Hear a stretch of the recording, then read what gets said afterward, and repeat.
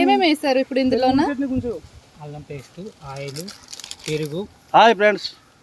కస్తూరి మెంతి. ఇది చికెనా? ఎన్ని కిలో చికెన్ తీసుకున్నారు? ఎన్ని కిలో తెచ్చొచ్చునా? 5 కిలో. మొత్తం 15 మటన్ ఆరు కారం.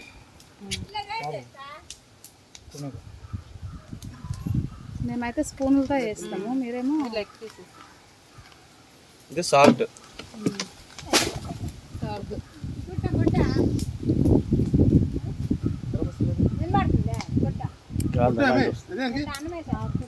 మరి మటన్ చేయలేదు.